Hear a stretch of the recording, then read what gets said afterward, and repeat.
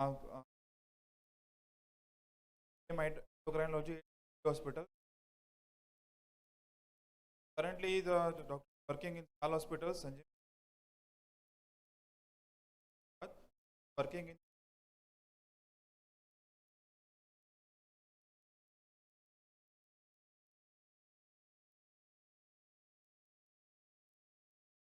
Morning, everyone.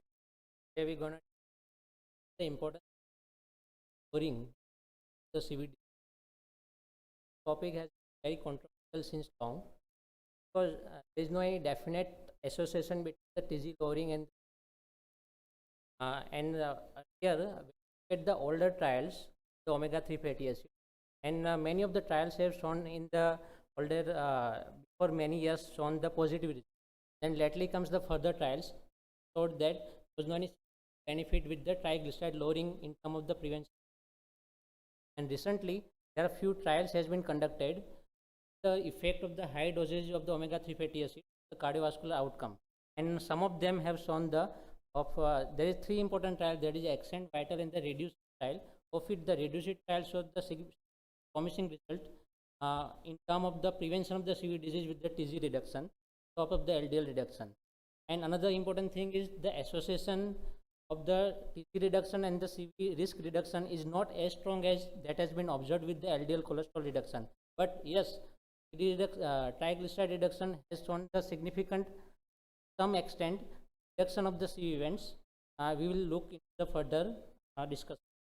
If we look at the most of the statin trial, there is always a residual risk because there is a significant amount of the residual risk is always remaining even after the optimum LDL reduction with the statin therapy. Look at the most of these trials like the PROVE-IDT, IDEAL and the A2Z trials. Even after the reduction of the LDL cholesterol to the desired level, even after a reduction, there is some significant CV risk is always remaining. Because in such population where the LDL has been reduced to the optimum level and the TG is high, when we reduce the triglyceride to further, then there may be some benefit in terms of the CV prevention. We'll look into that. So there is a newer concept of the triglyceride HDL ratio. When there is an increased level of the triglyceride along with the low level of the HDL cholesterol, when they are present together, it increases the incidence of the ischemic heart disease when this ratio is more than 3.5. So we have to give a clear consciousness regarding the reduction of the triglyceride as well as the increase in the HDL cholesterol when the LDL cholesterol is found to normal. How does this high ratio of the TG-HDL ratio affect the CV risk? Because of the increase in the triglyceride in the blood, increases the small dense LDL particles, which is more atherogenic as compared to LDL cholesterol. So overall, it increases the atherogenic, particularly in the diabetic patients, because of the mixed dyslipidemia. And another thing is it increases the prevalence of the CV disease, the mortality. Now, to manage the TG-HDL ratio, so as I told that emphasis should be given not only to just LDL cholesterol while treating the dyslipidemia, but we have to be attentive to HDL as well as the triglyceride level as well. This is particularly more important in the diabetic patients because they have a mixed dyslipidemia instead of just a high LDL cholesterol level, because this mixed dyslipidemia is more atherogenic than just high LDL cholesterol level, and more than one drug therapy is usually required to control all of the component of the dyslipidemia. Another important thing is that there are different molecules which is the triglyceride level. Of these, the omega-3 fatty acid decreases the TG level up to 60. Fibrate causes the reduction up to 30 to 50, statin up to 30%, azitimib 5 to 10%. And another thing is niacin. Niacin does decrease the triglyceride level, but most of the clinical trials which was done along with the niacin does not show any significant niacin. Now coming to the evidences that how the high level of the triglyceride level increases the CV risk, and subsequently reduction of this increased triglyceride level will be beneficial in terms of the reduction of the CV events. If you look at the table shows the many various prospective cohort studies involving a very significant number of the patients, and all of these have shown that whenever there is an increase in the triglyceride level, the patients, there is an increase in the cardiovascular risk in terms of the major CV events as well as a mortality. We will not go into detail of the various prospective cohort studies. Now coming to the meta-analysis of the various 61 studies, it shown that whenever there is a hypertriglyceridemia, there is an increase in the CV mortality as well as a all-cause mortality. If we look into this table, there was a median follow-up of the 12 years, and they have excluded the patient with the diabetic baseline CV disease. So actually, this was for the was to see the effect of the hypertriglyceridemia reduction in terms of the primary prevention. Here we can see that the triglyceride level is 90 to 150, that is considered as a normal level. The relative, if consider the relative risk of the CV disease mortality 1, when we reduces the triglyceride level below the 90 milligram per deciliter, the relative risk is 0.83. That means that when we reduce the triglyceride level below the 90, there is a 17% reduction in the CV mortality with the p-value of 0.001. And another important thing is subsequently, similarly, when the TG level is above the 150 milligram per deciliter, whether it's more than 200 or more than 150, depending upon the level of the TG, P mortality as well as the all-cause mortality is increasing. That is an analysis from the meta-analysis of the 61 study. Now coming to the very important recent trial that was done for the effect of the omega-3 fatty acid level and the CV. The reduced IT, the latest trial of the high dose of the omega-3 fatty acid, and which has shown the significant positive results. It is a multi-center randomized double-blind trial involving around 8,000 patients. Patient having a established CV risk or either having a diabetes with other risk factors. So this population, patient population were a higher risk. Another important thing is that all of the patients were on a statin therapy, and the LDL cholesterol level was controlled. It was less than 100 milligram per deciliter. All of the patients, and the triglyceride level was higher. So T level was ranging from 135 to 499 milligram per deciliter. Now coming to the result of this trial, all the patients were followed for 5 years. They were randomized to either high dose of the omega-3 fatty acid, that is a 4 gram per day, gram of the icosapent ethyl twice a day, that is 4 gram per day, versus placebo. And what they have found, if you look at the result of the studies, they found that the primary endpoint, the composite of the death, non-fatal MI, non-fatal stroke, the coronary revascularization, and the unstable angina, that occurred in 17% of the omega-3 fatty acid as compared to 20% in the placebo group. So here the hazard ratio is 0.75. That means there is a 25% reduction in the primary endpoint of this composite of the death, MI, stroke, revascularization, and the unstable angina when we are using the omega-3 fatty acid. And another important thing is that when we look at the secondary endpoint individual, there was a 26% reduction in the non-fatal and the fatal MI, 28% reduction in the stroke, 35% reduction in the urgent revascularization rate, as well as a 20% reduction in the CV mortality. So we can say that when we are using the high dose of the omega-3 fatty acid, the LDL cholesterol is low and the TG level is high, is definitely helpful in terms of the prevention of the deaths and the stroke, MI, and individual rate of the revascularization and the unstable angina. So it favors the use of the omega-3 fatty acid in such individuals who are having a hypertriglyceridemia, despite the use of the optimum statin therapy, the well-controlled LDL cholesterol level. Now coming to the other CVD prevention trials which involve the use of the fibrates. We do the subgroup analysis of these various CVD trials which use the fibrates, the the niacin. If you look at this table, here we can see that there are various fibrate trials like the HSS, BIP, HEAT, and the ACCORD trial. Here we can see that as compared to placebo, on those who were on the fibrate therapy and found to have a high triglyceride level along with or without low HDL level, there was a significant reduction in the CV risk. Here in the HSS trial, when there was a high triglyceride along with the high LDL HDL ratio, and there was up to 70% reduction in the CV. The BIP trial, those with the hypertriglyceridemia, up to 40% reduction in the CV. Similarly, in the ACCORD trial, when there is a patient and patient were having a hypertriglyceridemia along with the low HDL cholesterol, there was a significant 30% reduction in the CV. So you can say that the omega-3 fatty acids was beneficial as found in the reduced heat trial. Its results. Similarly, the trials of the fibrates has shown that the hypertriglyceridemia reduction frequently causes the reduction in the CD cardiovascular events. And similarly, because all these trials The recent SECHA cholesterol primary prevention guideline also recognizes the hypertriglyceridemia as a significant risk modulator of the atherosclerotic cardiovascular disease. And similarly, as I already mentioned that whenever the LDL is already well controlled, the further reduction of the triglyceride level will decrease the CV risk definitely to a certain extent, not just as important as the LDL cholesterol reduction. We cannot get the benefit just like the what we get from the LDL reduction, but when the LDL is controlled, when we found the hypertriglyceridemia, reduction in the TG level will definitely help in terms of the prevention of the CV disease further. Very much, Doctor.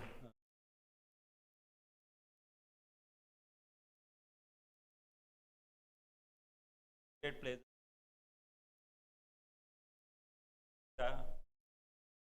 Tough fight.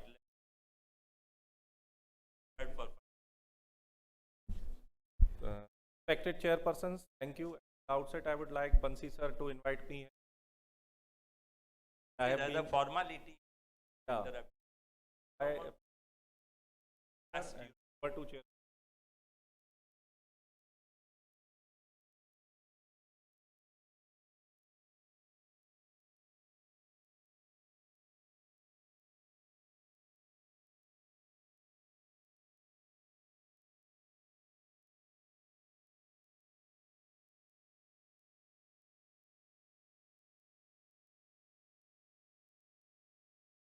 Thank you, sir. Outset, I would like to thank Bansi sir that he has invited me. But I was opponent. But now there is a cardiologist, so I have to fight a lot. But he has already told that above LDL important. So for me, importance of TG not really important because that the basic parameters like LDL, IDL, and VLDL are forming the plaque, and we know these 5 classes of lipoproteins are important. It is chylomicrons, LDL, HDL, and the LDL. So these are the basic markers. So I will ask the audience, which is the strongest risk factor for ASC, my dear friend? Non-HDL triglyceride. Anybody?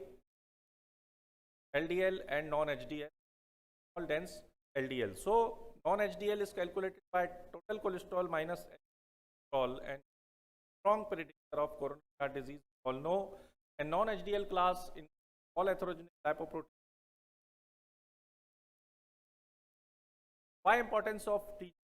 Not required or not important for us, because already the older studies of fatty acids all were repeated. The measurement of triglyceride is an important parameter, but properly, the long been multiple issues to measure triglyceride levels.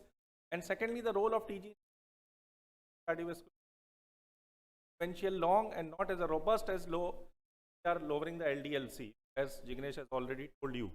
Individuals with very high TG syndrome were also not showing this risk of ASCVD, and that further led to about the triglyceride relation.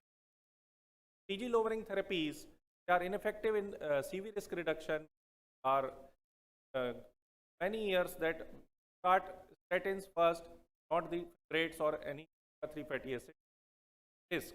Elevated TG levels are linked to residual atherosclerotic cardiovascular, controlled LDL cholesterol, and elevated fasting level associated. But recent trials might have shown positive benefits, but the previous trials using were ineffective. And the strength trial that has also shown that despite reduced levels by 19%, they failed to positive benefits.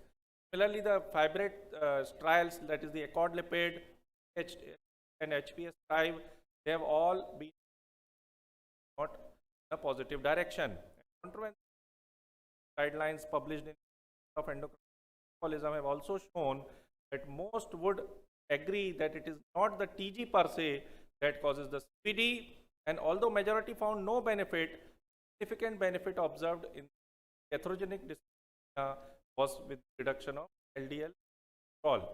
So similarly, no large scale randomized trials have directly examined the effect of risk raised triglyceride.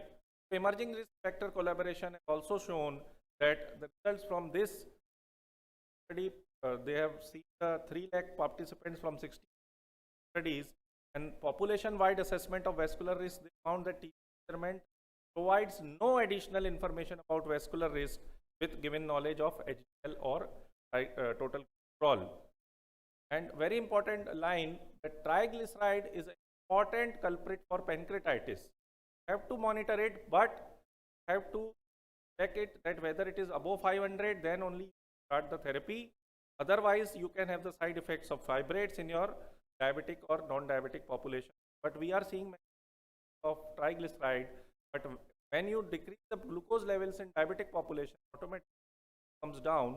You have to first follow the lifestyle, and then you can start the drug 500 or factor pancreatitis also. Causality between triglyceride and cardiovascular, despite 3 decades of several additional researches, the controversy is still there. Since 1980, Hule et al. Was trying to associate the causal relationship of triglyceride and CV disease, but the abandoned because the was not showing any positive benefits. The risk factors for coronary artery disease by Brown JC et al. Have again shown, he has seen the calcium coronary score, and then he said after adjusting the other risk factors like central obesity, poor diet, the triglyceride elevation was not indicated in artery disease. Major world guidelines on treating elevated triglyceride, you can maximum are saying triglyceride lowering is for CV risk, but to a lesser extent per absolute amount of reduction than the all. Reykjavik and EPIC Norfolk studies have also shown that there is somewhat weaker association with North America. Lipid profile in diabetic dyslipidemia, we all know we are facing HDL, high LDL cholesterol. In the legendary PDS study also it is known that it is a basic culprit in elevated LDL or the small dense LDL. Lowering goal of LDL cholesterol was strongly associated of coronary artery disease, and LDL cholesterol reduction have shown the reduction in how the reduction. All the guidelines, they focus on LDL by LDL contributors. And studies have shown the positive benefits like Jupiter, Escort, Elhart studies. Major contributor to atherosclerosis was again proven universal steroid or Camelot study. When the LDL is going high, you have the atherosclerosis foci in the carotids, iliofemoral, and you know that men and women are more. The moment the LDL goes up, you are more have chance of small than LDL is the culprit. It is more oxidative foci. This is proportional to the number of atherogenic lipoproteins rather than the content of cholesterol. So, non-HDL cholesterol may be an appropriate target for statin therapy than LDL. Also, that non-HDL cholesterol is a major culprit. Conclude that LDL cholesterol, even at the levels currently considered normal, is independently associated with presence and extent of early systemic atherosclerosis in the absence of major CVRFs. So, the clinical intervention trials like focusing on the triglyceride hit trial have not shown the prediction of CV events, and the action to control, that is accord lipid trial, has also failed to demonstrate any significant CV benefit. The Japan lipid intervention, that is the JELIS trial, that is the omega-3 fatty acid, has shown no benefit. Several statin landmark trials and not shown in higher baseline TG. So, the importance of lowering in preventing the CVD not required at present as per the trials, and I will say no, not required until and unless there is a very high risk that it is like dal is more important, LDL cholesterol, triglyceride.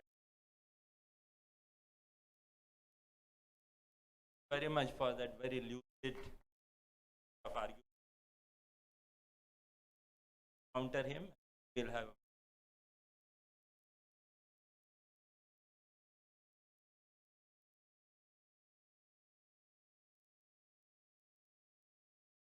There's maybe 3 minutes. There is no point of, because I already told that importance of the triglyceride when higher even after the control of the conventional risk, conventional like LDL and the non-HDL cholesterol. So definitely told also that so it was conclusion was that whenever we are controlling the LDL cholesterol and the non-HDL component very well, even after that, if there is a very high C level, very high triglyceride level, high risk patient, high risk CV patient, then there is a definitely a role of reduction in the triglyceride level. It will help to certain extent, not to the extent that has been that we observed with the LDL cholesterol. Definitely, we have to reduce the TG when it is high, even after the control of the non-HDL cholesterol and the LDL. Over and above with LDL correction with maximum tolerated statin Dose of dose. the statins. Would like to have a look on HDL and then perhaps triglycerides above 500. Go with Ashish. Red signal for being pharmacovigilance, possible pancreatitis.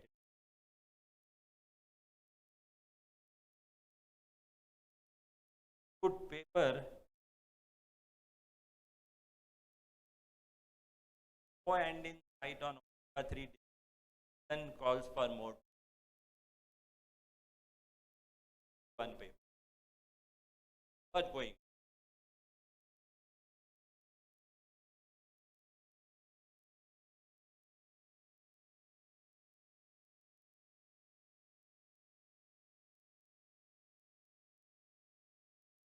I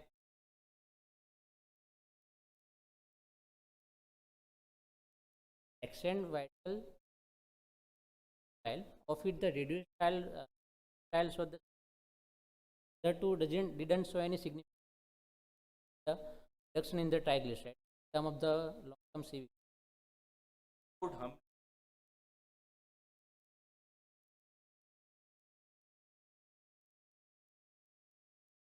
Thank you so much. Dr. Ashish, final word from you. Final word is that we have to see the clinical profile of the patient, as cardiologists have told, that we have to first control the LDL, and then if there is a risk, then importance here of TG also, the recent trials if they are showing, definitely first for the LDL for TG, because the side effects of the are also short, and omega-3 if it welcome it, well-being of. Yes, sir. Excellent presentation by both. Bit of reduced trial was not translated to other omega-3 trials because they have used both EPA and DHA. You have to use EPA in a very high dose of 4 grams per day to get the controversial whether the benefits of reduced are only due to triglyceride reduction. Very valid point that when we talk of hypertriglyceridemia, always rule out secondary causes of hypertriglyceridemia first. Very well said for that.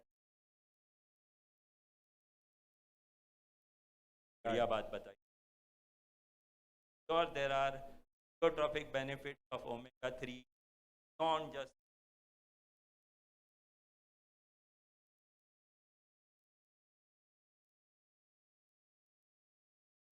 just my co-chair.